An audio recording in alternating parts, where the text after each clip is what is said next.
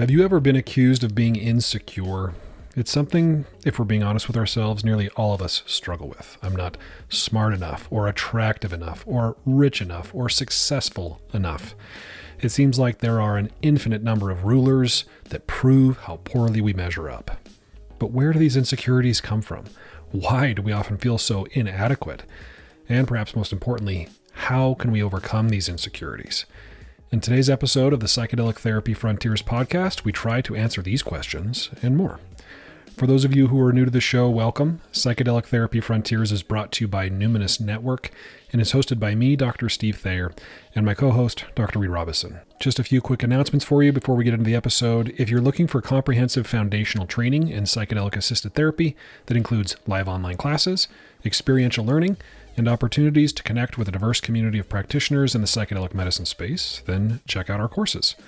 We're currently offering a 10% discount off select courses for PTF podcast listeners. So click on the link in the show notes or go directly to numinous.com/training, and you can use the code PTF10 for that 10% discount. If you've listened to the show for a while, you've likely heard Reid and myself talk about the psychedelic clinical trial work that Numinous Network does.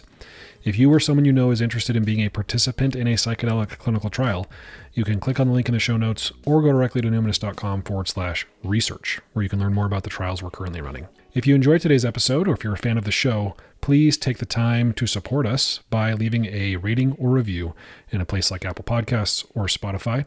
If you're watching on YouTube, you can like the video, subscribe to the channel, and of course, share the episode with somebody you think might be struggling with insecurities. Without further delay, here's today's episode about understanding insecurities and how to overcome them. So Reid, I for one have never had an insecurity in my life. Just Congratulations. Supreme self-confidence. Never felt subconscious. So. Yeah, I mean, just you look at me and you see there's a guy who's definitely never had an insecurity. I'm kidding.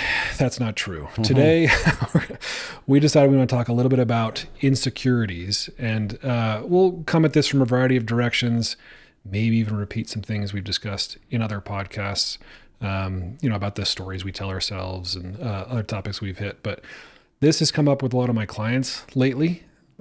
Feeling insecure, or said another way, being beset by self-doubt. Self-doubt, self-criticism, low self-esteem, perhaps. Yeah, feelings of inadequacy, not enoughness. These are the things that tend to be at the root of our so-called insecurities. So thought we might riff on this for a bit. Might be helpful for those of you who are struggling with insecurities, or those of you that try to help people who are struggling with insecurities. Yeah, I like it. When you mentioned it the other day, I was thinking a lot about how to put it in context. Well, first of all, we need to differentiate from the types of insecurity out there, like food insecurity, financial insecurity. Yeah, we're talking about things related to our beliefs sense about of self. ourselves. Yeah. So self-esteem is how we value ourselves, right? Shaped by our experiences through life and feedback from others, especially early in life, but all along the way. And then you have this related concept of self-confidence about trusting yourself, essentially. Trusting your abilities and your judgments. But then, the question I've been sitting with, wanted to pose to you, Steve, is how do insecurities play into the mix? Where do they come from? How do they fit in this big picture view of our sense of self? Yeah.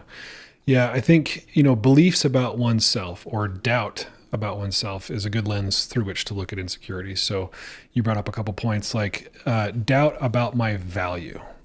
Am I good enough? Am I good enough in my relationship? Am I good enough to be loved, to be, to be appreciated in my work or my career with my peers, or just the sort of overall sense of worthiness and enoughness. And then there's doubt in your competence, right? Can I actually do the thing that I've trained to do, or I want to be able to do? And so I think, an inadequacy. I'm not adequate to either deserve love, connection. I'm not adequate to be confident in myself. I don't have adequate skills or competence, or I think sort of at the bedrock of insecurities. Yeah. Yeah, I think that sums it up well, because if low self-esteem is like generally negative evaluation of yourself with some feeling unworthy or inadequate. These insecurities are these self-doubts that come up along the way in your, like you're mentioning, your sense of self-worth, your abilities, etc. And then there's self-criticism as a thing that we all engage in to a certain degree, evaluating ourselves harshly, if you will, focusing on the failures instead of the wins. Right. But it's interesting that in insecurities, there's often a fear of rejection, or a desire for validation as part of it. And it's related to social anxiety often, not always. Right. Yeah. Yeah. I think what you're doing now is kind of normalizing it, right? That I think we all have them. And that was part of my job Daily. here at the beginning is certainly I've met people who seem very, very confident, but I think it's pretty normative for human beings to feel insecure, which also begs the question, why? Like, it makes me think of Robert Sapolsky's book, Why Zebras Don't Get Ulcers, when we talk about sort of the differences between us and other vertebrates. I love that title. I bought it long, long ago because, the title is telling. Yeah, it's one of those titles that also sort of gives away the point of the book, No Bad Parts, one that we talk about a lot about IFS. Yeah, and makes you curious. Why don't zebras get ulcers? Right. Yeah. So we talked a couple times in recent episodes about evolutionary pressures on the human animal that might explain why we, what sets us apart from the zebras, why we might get ulcers. You don't see a lot of zebras who feel self-conscious. Maybe they do. I don't know how to speak zebra, so I can't necessarily communicate with them, but we talked about the negativity bias a few episodes ago. And if it's true that we evolved in these smaller tribal groups, where we had to rely on each other for safety and security and survival, it would make sense that as part of our negativity bias that we would pick up with extra sensitivity anything that would result in rejection or expulsion from the group. Because the group is your safety. Yeah, it's your survival. So, and that's often what insecurities are about, right? They're often, you mentioned sort of social anxiety. They're about the perceived inadequacies in the face of the appraisal of other people in our social group. Like, am I attractive enough? Am I good enough? So I love the evolutionary lens to bring into the mix of pretty much anything we talk about, because it really does help paint a picture, normalize, help us trace back this thing that we might find annoying to kind of some of its roots. But it brings up the question of how much insecurity do you need? And because insecurity, we were talking about the relationship to self-criticism and things. It amplifies self-criticism. It can. Like, we all have these insecurities, and there is some kind of productive underpinning of it. But what happens when it creates a loop of where we're constantly seeking validation and doubting ourselves rather than trusting ourselves? Yeah, sometimes I like to think of it as a bucket with too many holes in it, right? We keep trying to seek reassurance or prove to ourselves and others that we are good enough, and we're pouring into that bucket, but there are so many holes in it that it never gets filled up. And so how do you permanently seal some of those holes? I am good enough. I'm good enough. I'm good enough. I'm smart enough, and doggone it, people love me. You just sealed 3 holes. Yeah. Just look in the mirror and tell yourself you're enough. Yeah. And that is a real evidence-based strategy. Affirmations. Yeah, I will say in practice, for people I've worked with who have some real deep-seated insecurities that are causing a lot of distress in their life, positive affirmations don't work. Yeah, an evidence-based strategy with the low effect size, and it takes a lot of reps. Right, because you can say it and not believe it, and you can say it over and over again, and that doesn't necessarily make you believe it. Yeah, and depends on the magnitude of what you're working on as well. And how deep-seated this is and what kind of experience does it take to uproot it. Yeah. Your question about how much insecurity is enough, or it makes me think, what motivates us to grow, what motivates us to change. And sometimes it is a perceived inadequacy, right? Let's say I have a goal of becoming a really, really good psychotherapist. So you're insecure about your severe alcoholism. Yeah, well, there you go. Yeah, a little bit stronger than where I was going, but okay, yeah, use yours. we can go there too. It's just, I'm thinking of, what has motivated me to try hard in my education and to continue to try hard in my career to improve my skills. Imposter syndrome. Part of it, right? I mean, yeah, it's like fuel. There's this fear that I'm not adequate. And if I'm not adequate, then I'm not going to be able to serve my clients in the way that I want to. And so you can imagine a scenario where that's not entirely unhealthy. Like I see gaps in my skill set. And so that nervousness fuels my desire to go fill those gaps. Mm-hmm. And if I just didn't care about any of it, then, I might be more at peace, but I also might not fill those gaps. And to use maybe another personal example from the here and now, or I'm just thinking of when we started podcasting together, even before that, when we started recording ketamine trainings for clinicians, learning ketamine-assisted psychotherapy. And it's funny to look back at how nervous and awkward I felt. I'm probably just as awkward and nervous appearing, but I don't feel it in the same way. But the journey of just getting ready to talk to Steve on camera is interesting to look at from a preparation component, because there's this one idea that, you rise to the level of your preparation, or when you prepared you won't fear, but there's an overthinking, over preparing trap there as well that was pretty apparent for me when I finally said, oh wait, I don't need to prepare this. It's actually going to be better if I trust myself and just talk. Right. Yeah. I think you get there. Well, I'll speak for myself. I think I arrived at that place through sort of courageous risk taking. So yeah, I have some perceived insecurities that made me want to prepare a lot to make sure I don't ever say anything incorrect or I don't stumble or, and so, but the decision to just trust myself didn't come without a little bit of experimentation, right? Of going in prepared enough, still feeling a little insecure, and then discovering that it was okay. And okay meaning sometimes it's actually even better than I expected, sometimes not as good as I would have hoped. And that's still okay. And then it's still okay. But the distinction being that okay doesn't mean perfect.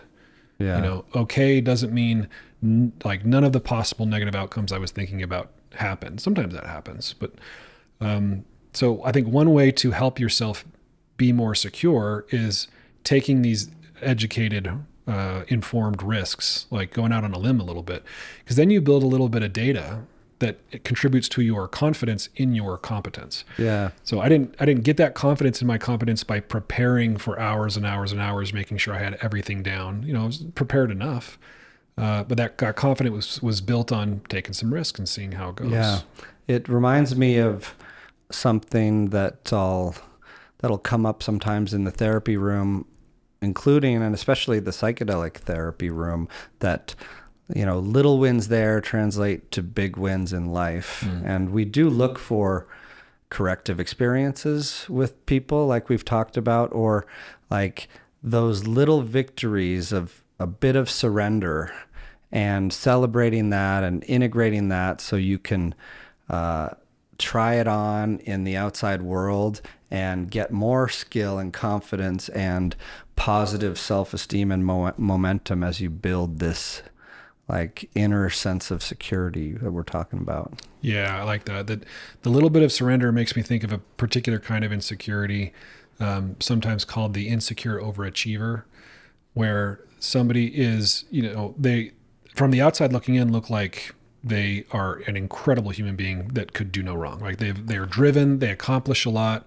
but on the inside they're driven by this sense of not enoughness. And it's fear driven. It's driven from a sense of inadequacy, and it's torture for those folks.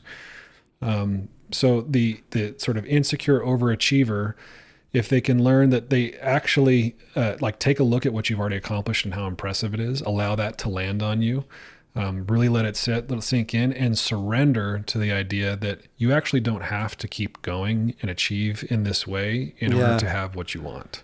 Yeah, that's a very important reminder, I believe, for everyone. And reminds me of something I heard Tim Ferriss share on a podcast once. And I like how he is open about his mental health journey. I think it's incredibly helpful and good for the conversation, and the stigma reducing. But he was saying he felt like his entrepreneurship early on and the entrepreneurship hustle of many people he knew was a trauma response in some ways, perhaps in large ways, of just needing to prove to oneself and kind of do the opposite of what you might feel like was, layered onto you as a fate or something like that. I think this is a common enough phenotype among entrepreneurs that it's almost a cliche. Like so many folks who we look at again from the outside and see their success are driven by this inadequacy, this sense of like they're trying to prove something that might have been implanted, like you're saying, because of a childhood trauma. It makes me think, I think it's Andrew Wilkinson, this book, Never Enough. It might be the book. I'm just remembering this billionaire who, through this book described his journey of basically financial insecurity and never wanting to wind up like his parents. I might be mixing sort of stories here, but this is an archetype that is that we see out in the wild, where somebody latches on to, I'm going to make more money than God, because when they were younger, their dad told them they sucked. They could never please dad. So I'm going to show him, and then dad's long dead, and you're in your 60s, and you're on your 5th divorce, and nobody can stand being around you because you've been hyper focused on this proving. And my take on that is you've talked about the fuel we burn on here in, I think, a useful way of the dirty and clean fuel. But, I think that whatever fuel we're burning at first, we're almost always burning some kind of borrowed fuel in some things, in some ways early in life. And I think it usually comes to a head. And if it doesn't, we should be exploring this in our inner work and our self-awareness. Comes to a head of like, why are you doing this thing you're doing? Why are you still doing it? Why will you do it again? And what is your own intention and motive and purpose for this? So I think, even if it starts that way for many, I think it has the chance to turn into like good sustainable fuel. Right. Yeah, you're talking about, I think, the anatomy of a lot of different insecurities. I like the idea of borrowed fuel, and perhaps it's at the heart of sort of the proverbial midlife crisis for a lot of people. Like you get to that place and something jars you loose, and you're asking yourself those questions. Why? Hello, we're there. Yeah, exactly. I may or may not know a little bit about the midlife crisis, but yeah, but I think it's a part of development. Like, call it a crisis or not, like a part of waking up and growing up is finding out for yourself why you're doing what you do. But it also makes me think of what was that? There was some like psychologist in the 90s, Bandura, said behavior shapes beliefs, like a seminal paper about that became the CBT tool of act as if strategy, right. And or the fake it till you make it concept that one might use if afraid of public speaking, imagining yourself and trying on the confidence of like stepping into that superhero suit and delivering your epic message. Right. Yeah, and that is still, I think, a pretty decent tool, is the behave as if strategy, or the think of yourself as if. So, and sometimes I'll use it with my clients who are particularly socially anxious, like pretend like you weren't socially anxious, just in this thought experiment. What might you do in this scenario? Well, I guess I would do this and this. okay, so let's come up with an experiment that's similar to this scenario where the threat level isn't, DEFCON 5 or whatever. Yeah. And go out there and behave as if, just pretend and see what happens. And they might not feel particularly confident, the anxiety, the insecurity is still there, but they muster up some courage and they do it anyway. And now they have new data. Like, oh, that wasn't terrible. And I think, like you've been pointing out, looking for somewhere to try this that is within your own window of tolerance, like not a level 5,000 anxiety provoker. But I'm thinking of like some funny examples I've heard people try on of just going to classes of things that you're terrible at or you're worst in the room at, and doing that often to get okay with not being amazing instantly at something, or go to the grocery store wearing something ridiculous and just try and feel comfortable in your nervous system. Yeah. I think those are like, those may or may not be in your window of tolerance, examples of even fun little ways you can play with some of this stuff. Play with your insecurities, have a little tea party. Yeah. I like that because, a lot of our insecurities, like we were saying, are socially based. What are people going to think about me? Or they're going to, and the example of going to the grocery store wearing something that's a little ridiculous. This makes me think of the spotlight effect, this cognitive distortion, this bias that we often think people are thinking about us way more than they are, or paying attention to us way more than they are. And people are just like you, dear listener, thinking about themselves or thinking about other people thinking about them. Yeah. They're generally not thinking about you, but if they actually did, let's say you go to Walmart wearing a funny hat and somebody notices it and kind of smirks or even rolls their eyes, that, can feel like a scary thing. But in the grand scheme of things, somebody you've never met and you'll never see again rolling their eyes at you really isn't a big deal. What if they took a photo and put it on peopleofwalmart.com? Because that's a real thing. And now you're famous. Congratulations. Yeah.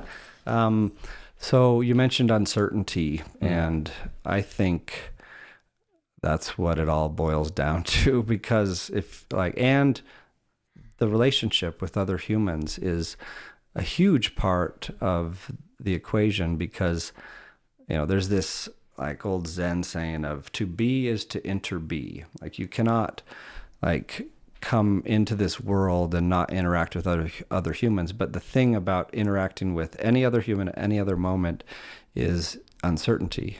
Like there is spontaneous interaction possible at any moment in any interaction. And I think the real question is how are we wired to handle the uncertainty of situations like this that we encounter all the time?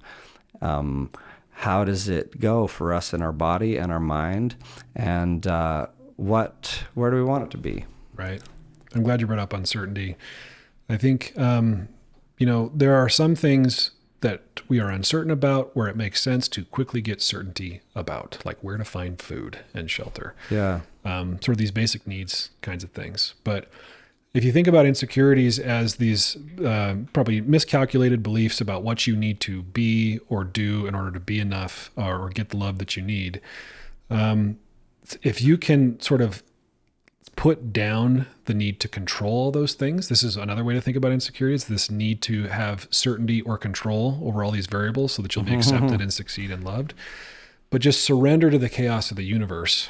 And that can be scary and also really comforting at the same time. She loves me not. Yeah. Or there's literally nothing I can do to ensure that everybody I want to love me will love me. Like you cannot control that.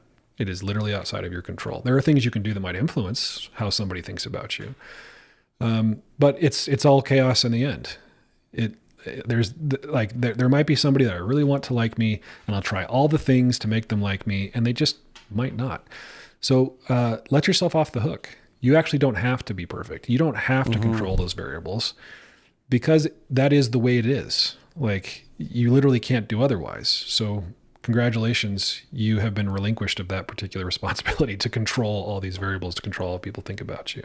Yeah, that's a really good point. And on the uncertainty of social interactions, or even the example of like recording a podcast, giving a speech, I've found it useful with, people I work with, friends and myself, to look at, does rehearsing or practicing something start to put my nervous system at ease, or does it amplify it? And that tends to be an easy way for me to decide if what we were talking about earlier, if it's not about practice, you've done enough getting ready for this thing, and now let go is your practice. Or if there's some more rehearsal to do to get to the point that you can forget about that and work on being in the moment for it. Yeah, I like that. Yeah, and I can think of scenarios in my own life where I'm feeling anxious about maybe a speech or something like that, and more preparation starts to make me feel more confident, feel more prepared, safer. You need some for some things, right? But then there's that point of diminishing returns where it's like, okay, this anxiety isn't necessarily about not being prepared enough. It's about, what if I'm prepared enough and I still make a fool of myself, or I still fail? And that's where the sort of letting go of control can come in and be helpful, where I might say to myself, ultimately, it doesn't really matter. I mean, it matters, but it also doesn't matter. And this is where you can do that zoom out thing, like, and this might sound a little morbid, but it's comforting for some of my clients to think this way. In a couple hundred years, I'm going to be dust, and everyone I know is going to be dust. No one's going to remember that particular speech. It's going to be completely irrelevant in the grand scheme of things. So just enjoy the process. Do your best. Surrender to the chaos.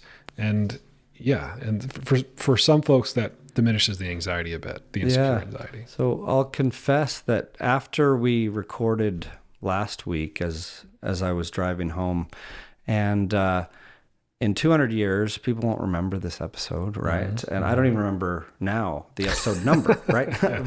But I had like these things show up on my mind, which is interesting because we're talking about it. I'm just like, oh, I was not very eloquent when trying to describe this obscure corner of consciousness or something.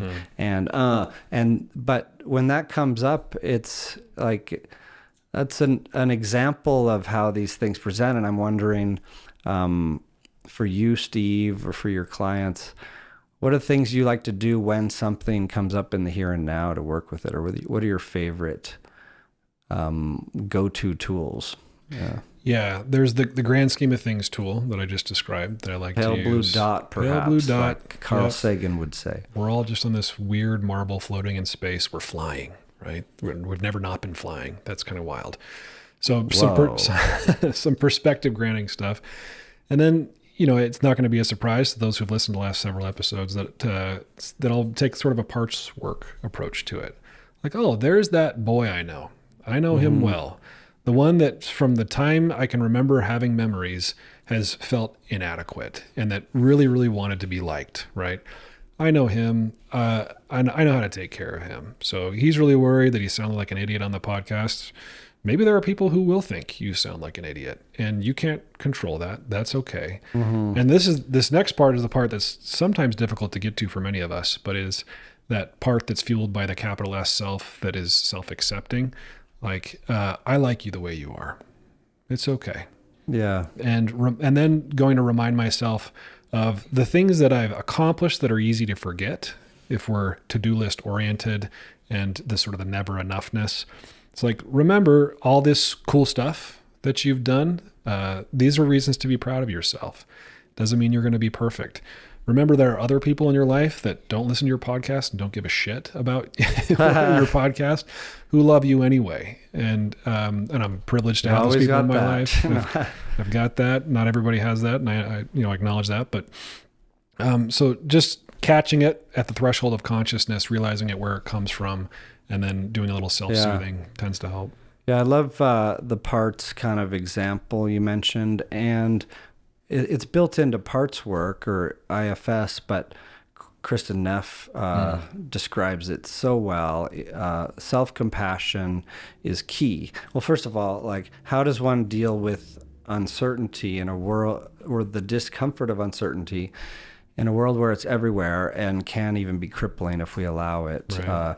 Is radical acceptance. But if you have this part of you coming up in the moment with some kind of insecurities, self-critical kind of things to bring up, perhaps, there's like what would Kristen Neff say? There's the mindfulness, acknowledge it, see it, catch it. Right. That's half the battle. And then common humanity. Remember that, oh, everyone has self-doubt. Cute. I just had a self-doubt. And self-kindness. Like, remember, okay, what are some kind words? What's a little pep talk I could do here in this moment? Or what would you say to a friend or a loved one, child, who's having a self-doubt? There's always an answer there. Yeah. So much easier to say it to somebody else than ourselves, right? But then you got to say it to yourself. You do. And I like the common humanity piece has always been really helpful for me. Just reminding myself that, hey, everybody struggles with self-doubt to some degree. Yeah. Like the Ram Dass phrase that we often quote, we're all just walking each other home here. Like, anybody with a mind has likely struggled with their mind. So we're all in good company. Yeah, indeed. I really believe that insecurities are, a daily thing for the vast majority of humans, for sure. Well, and there's a lot of pressure on us in modern times to sort of mold ourselves into an idealistic form. There's the social media pressure, the social comparison. There's, capitalism that hinges on convincing us we need a thing in order to be enough, in order to feel secure enough. And there's a lot of research on this, that when especially adolescents, when they use a lot of social media, particularly things like Instagram, where there's a lot of pictures, they start to feel bad about ourselves. We're looking at other people's airbrushed, maybe AI generated highlight reels and comparing it to our low light reels. And that's just a recipe for insecurity building. So you see insecurity about the way people look, insecurity about how much money they have, about what they've accomplished. It's really easy to feel like crap when, you're comparing what you know about yourself at your lowest to what you're seeing about somebody at their highest. Yeah, so true. And as I think about like Kristen Neff's self-compassion approach, the parts work, thinking of another couple components that are kind of built into those things, but maybe worth mentioning, of the emotions and the body. I remember when we were teaching those psychedelic assisted psychotherapy workshops and trainings I was talking about earlier. Back then we had these pillars that we would go over with clinicians. And besides just mindfulness, there was an emotion pillar and a embodiment one and a transpersonal one, like,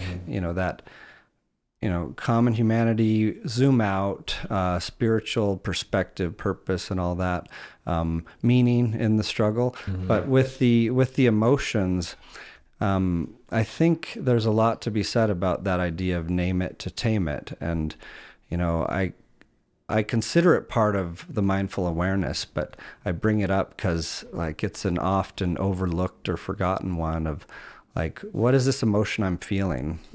And just giving that some space. Emotions rise and fall. You do need to slow down the roll, let yourself feel this. This can happen. We're not talking about necessarily days, weeks, or even hours. This could happen over minutes, but and sometimes you need to ground to be able to do this work and get into that self energy, if you will, or see yourself. So you might need to do some breathing, some feeling your senses, some other kind of embodiment practices. Yeah, it makes me think of my CBT days early in my career when I would talk to people about the difference between feelings and beliefs. Yeah. And so, one of the things that you can do is you slow down the way you describe and really connect to your feelings, allow yourself to feel it, is make a distinction between, so let's say, I ask you, well, how are you really feeling? Well, I feel inadequate. I feel like an idiot. Shame or So that's a belief, right? That I'm inadequate or I'm an idiot is a belief, and it's debatable. But what are you feeling? What's the emotion that you're feeling? I'm feeling embarrassment. Yeah, so fear or anxiety, worry. Those emotion wheels. I even got one on a pillow and gave it to a family member once because they're handy to have, some where to look at sometimes and be like, oh yeah, that wasn't an emotion that I was reaching towards, but what is the feeling? Let's start there. And it's also important to clarify, what's this belief that we need to work on as well.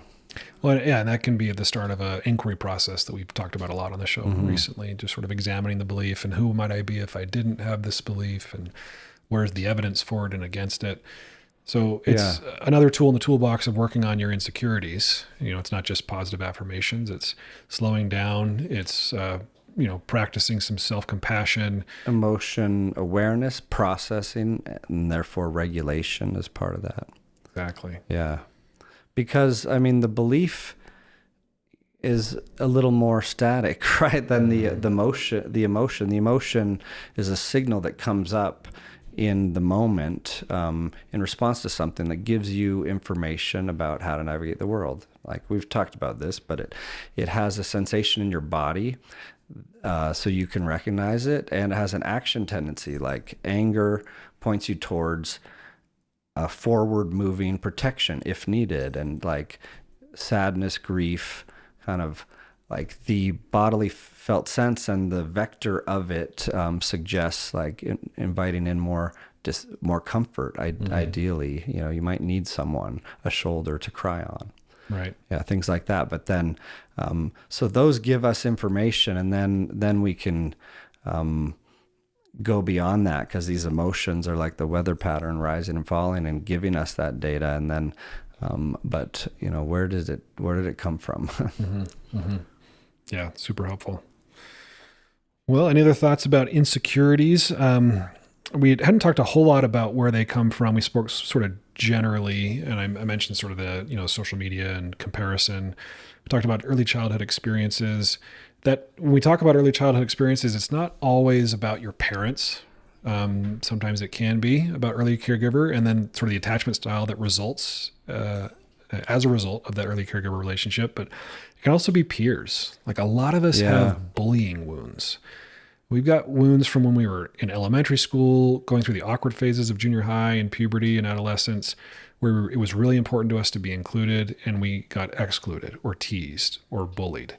And that can really leave a mark on our souls. And so some insecurities come from those experiences as well. Yeah, I think the best I can kind of put it together from my perspective is that the origins of insecurities stem from like both those places, like attachment theory, social comparison theory, and this kind of self-discrepancy theory of when there's a gap between how you're showing up in life, in your behavior and your mind, and then your ideal or how you feel like you should. It's essentially the shoulding on yourself, insecurities leading to emotional distress. And then there is the neuroscientific stuff going on, like your amygdala might be firing up, hyperactive. But I believe that kind of follows suit over the reshaping, like we can, as we work on these things, so does the neurobiological response to the things we've been fearing. Yeah. We don't necessarily need a psychedelic to cause neuroplasticity, right? Sometimes it can be self-reflection, and it can be practicing an alternative belief. It can be courageously trying different ways of behaving, challenging our preconceived notions. That can create a different neurological environment where things literally change up there. Yeah. Yes, indeed. Well, I'm going to make the executive decision to call it there. I'll support You that. It's been lovely chatting with you, and I do feel like it's a great thing to shine a little awareness on a regular basis, because as I mentioned, I have them routinely, including last time we did this. Maybe I'll have one in a minute here when we finish. I'm sure I will. I think it's fun to be transparent about this stuff. Yeah. We're trying to put our money where our mouth is, or put our mouth. How does it go? Now I'm going to be insecure about messing up that. Put your mouth on your money. Put your put your money in your mouth. Yeah. Now we're super duper insecure, folks. But just to demonstrate in raw data form how we all have insecurities, how folks. To be a hot mess. So let's walk. Well, thanks for listening, everyone. We are so grateful, and we'll talk to you next time. See you next time. Psychedelic Therapy Frontiers is brought to you by Numinous Network, a company committed to helping people heal and be well by delivering technology-driven clinic support, clinical trial research, and comprehensive practitioner training in psychedelic-assisted therapy.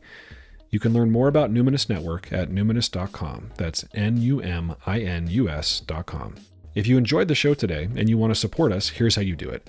You can leave a rating or review on places like Apple Podcasts and Spotify, subscribe to the Numinous YouTube channel, like the YouTube videos, and share the show with somebody you think might enjoy it. If you're interested in comprehensive training in psychedelic-assisted therapy, check out our courses at numinous.com/training. These courses are carefully crafted by Numinous professionals like myself, Reid, and others, and include live online classes, experiential learning, and opportunities to connect with a diverse community of practitioners in the psychedelic medicine space. I really love teaching these courses and connecting with you all, so check out numinous.com/training, and I hope to see you at the next training cohort. The content of this podcast does not constitute medical advice or mental health treatment. Please consult with a medical or mental health professional if you believe you are in need of mental health treatment.